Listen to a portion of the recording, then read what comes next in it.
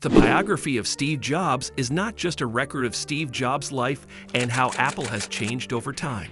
Jobs' passions, obsessions, and details that made him both a bright mind and a frequently complicated personality are all covered in great detail. It goes beyond the surface and captures the essence, what many say is Jobs' character. In this video, we'll have an in-depth look into his interests and quirks that left their mark on Apple and the tech world. But before that, don't forget to subscribe to our channel and hit the bell icon for regular updates. Let's get started. Early life and adoption. Steve Jobs' journey began with his adoption, which he always openly discussed. He was born to Joanne Schiebel and Abdul Fattah Jandali in 1955, but Paul and Clara Jobs soon took him in and raised him as their own. He grew up in California with his dad Paul, who taught him about machines and gadgets, college, and the calligraphy class.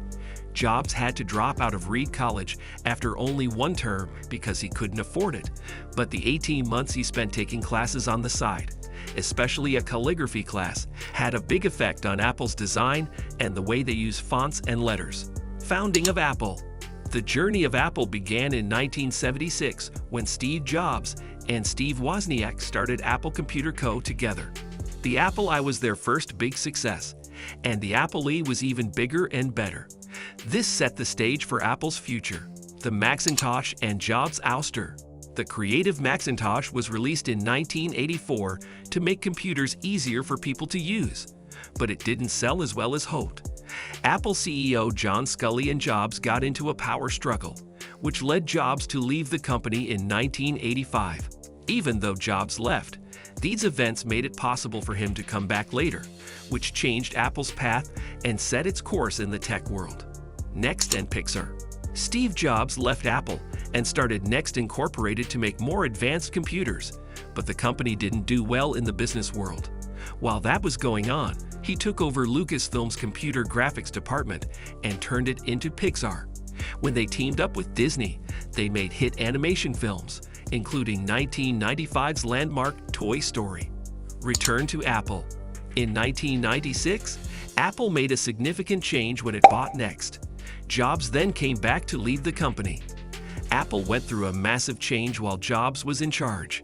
He made revolutionary goods like the iPod, iPhone, iPad, and iMac. These not only made Apple successful again, but they also revolutionized whole businesses. The digital hub strategy. Steve Jobs wished the Mac to be the hub of all electronic devices. That plan was known as the digital hub strategy. The way we listen to music, watch movies, and use iOS apps has changed greatly because of his work on iTunes and the App Store. Design and perfection. Steve Jobs was interested in design and keeping things simple. He was inspired by Zen Buddhism. This had an enormous effect on Apple's designs. Jobs looked for perfection when he worked with designer Jony Ive. Besides making gadgets that worked, they also made them look good, be easy to use, and make sense. The way Apple designs its goods has become known for its dedication to simplicity and elegance. Illness and passing. Jobs had a hard time when he got a rare form of pancreatic cancer and got sick. At first, he didn't tell many people. While he was sick, he stayed in charge of Apple's big product launches. In the end, he quit as CEO because of his health in August 2011. He died 2 months later. His death left a void at Apple and in the tech world. Legacy and conclusion. Isaacson's portrayal of Steve Jobs in his biography shows both Jobs' amazing abilities and his flaws. Jobs was known for being very focused and for sometimes not thinking about others. But he was a creative thinker who revolutionized many industries and improved many lives. Along with Jobs' tough relationships and how he got back in touch with his daughter Lisa, the book also talks about Jobs' daily life. Walter Isaacson's book, Steve Jobs, goes into great detail about Jobs' attempts to make everything as perfect as possible by mixing technology and the arts. It shows a man who had faith in people's power to make the world a better place, which he himself did.